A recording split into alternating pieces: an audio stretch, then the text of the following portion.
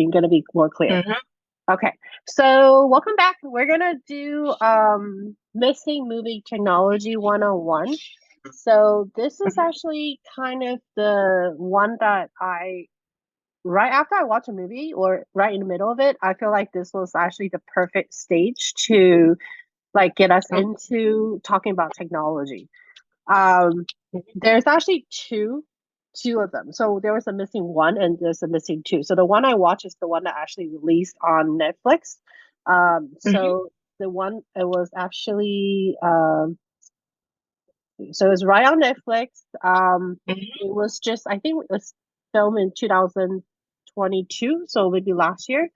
But the quick summary of the movie is basically the mom and the boyfriend, they're going on a short vacation to Colombia. So it's supposed to be like a 3 day, 2 night trip. And the daughter is supposed to pick the mom up at the airport. So Mm-hmm. what happened is, she's like 18 or something. So of Yeah. course, when the parents leave town, the first thing she does is she decides to throw like a big party when the mom is not there. Mm-hmm.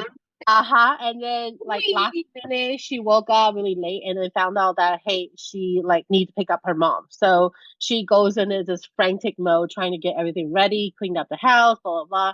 And then she went to the airport. But only to find out the mom was not there. Mm-hmm. So she goes from like, not really paying to like listen to the mom to all of a sudden she's like full on panic mode because the mom is like not there, is MIA. But the reason I want to talk about it, was just like 10-15 minutes into the movie, all of a sudden there was Mm-hmm. like the movie was shot in like a real life scenario. So the camera angle moves really fast. You can see a shift Mm-hmm. back and forth, back and forth. It was a little bit crazy, um, but it was just like a really good snapshot of what Silicon Valley in the United States Very good snapshot. teenager and using multitask with multiple technology app and also website to try to find more. So that's the reason I wanted to kind of have a discussion about that. Mm-hmm. So quickly, if you look at it, some of these companies you might recognize it, some of the companies you might Yes, not recognize it. like a So lot. okay, so Mina, why don't you tell me the one that you don't recognize? You don't know which company that is. Uh, Venmo. Okay, so Venmo is very similar to Apple Pay or Line Pay. So, Oh. so a couple years ago, I would say when I first started banking, I would say like 9 or 10 years ago, there's kind of like Taiwan right now. There's multiple payment systems, right? It's not Mhm. uniform Okay. yet. So at the time, Mhm. there's PayPal, there's Venmos, different There's bank have their everything. there's about like 5-8 different type of payment platform. Nowadays kind of trickle down to maybe 4 or 5. So Mhm. the one that in the US we use a Mhm. lot is Zelle, which is consolidate all the banking. Venmo, we Mhm. still use it, PayPal, and then Apple Pay. I will say that's Mhm. the top four that we're using right now. So that's one of them. And what's the other one that you don't recognize from the screen? A tax rabbit. Yes. So that is actually a very interesting one. So you guys actually have something very similar in Taiwan previously. So it's basically a lot of times you're dealing with both parents are working full time or they don't have time to run errands, right? So what they do is they outsource that business platform to somebody else. For example, 他可能是要买那个 Oh. 小潘潘的那个凤梨酥 or whatever, and they don't have time to wait in line to do that, so they will pay somebody money to go To to do do that. that, or they buy movie tickets or concert ticket, right? So very similar to that in the US. So this is a platform where, like, So it's for like example, giving out tasks exactly. to So other you're person. correct. So for example, like like one of my hobby, one of my many hobby. So one of my hobby I like to do is I like to remodel or make over my house.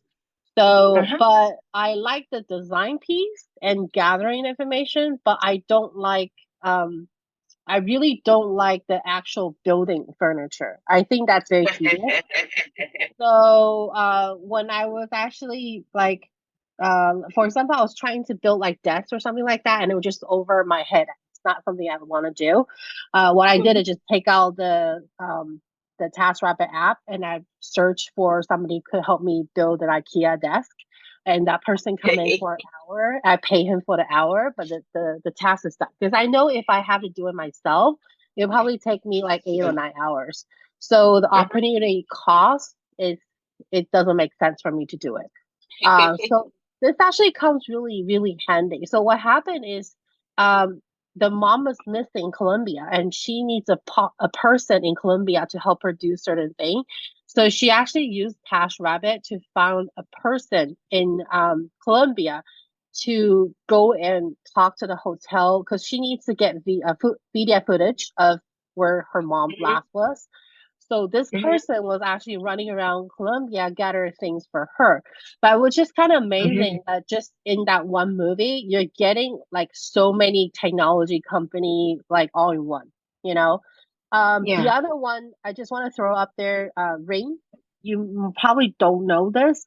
So this was actually very popular a couple of years ago. But more so because the fact that a lot of time before COVID, a lot of people actually wasn't at home, so they were at work. So and there is a big problem with mail theft. I don't know if it's problem in Taiwan, but it's a big problem even now with mail theft. So meaning that people delivery items to your home. They put it in front of the house, and then there's people like drive by, they see the package left untended, and they steal the package. So this is a big problem in Taiwan. Yes, that is a big problem. So what happened is Ring is actually it was a startup, but it was brought up by Amazon. So you already know what Amazon is. It's really big. So Yes. they bought up by Amazon. So pretty much I would say over 30 to 40% of the household has some kind of Ring system attached. So what is it? What is it basically?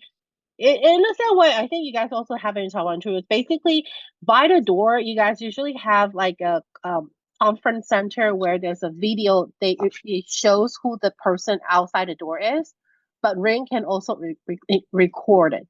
So let's say there's like random people knocking your door. They'll activate the camera and they'll record who the person is. So what you can do as a consumer, you can actually take that recording and can file a police report.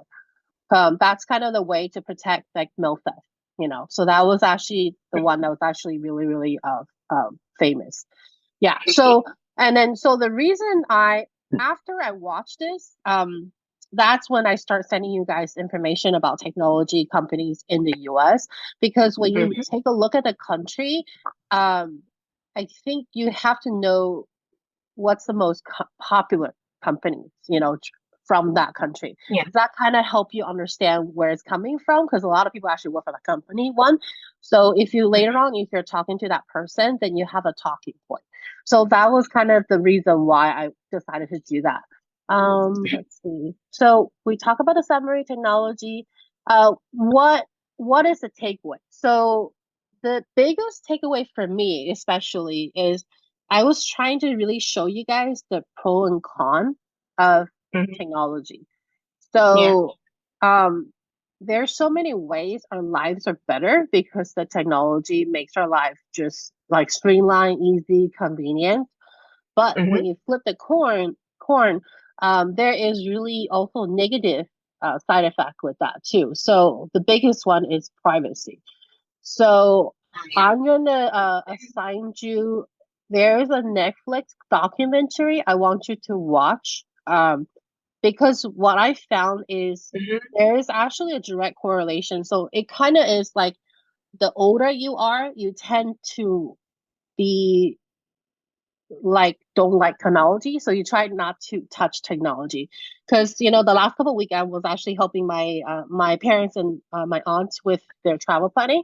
So I was getting a lot of pushback on the technology piece, more so because they read a lot of the about the technology hiccup with the privacy concerns, so they don't want to use technology. But to me, it's like you have to understand technology. You have to know the positive and the negative, and then you have to make an informed decision as to what you want to do with it. So for me personally, I like technology. I use it like pretty much all the time. But if I decide to use the technology, one is I will do my due diligence. I will research about the technology. I will not blindly follow. So if like when the GPT come out, a lot of people just like using it. They don't understand the technology, but they're just using it, because their friends are using it. Everybody's using it, so I'm gonna use it. But after I'm gonna use it on my report. I know, but like a week, 2 weeks later, there's all these negative press finally come up and says, hold on, you should watch out for this. And a lot of times already too late, So some of it my mind have this alarm, will just say proceed with caution. So you need to be cautious, and then at the end, if I decide to use the technology, what I will do is I will up the privacy or the security to the highest level. So, because you don't want to just blindly use the technology, there is also definitely the negative part of it where you're dealing with identity theft or information stolen, somebody hack a credit card, or somebody steal your identity.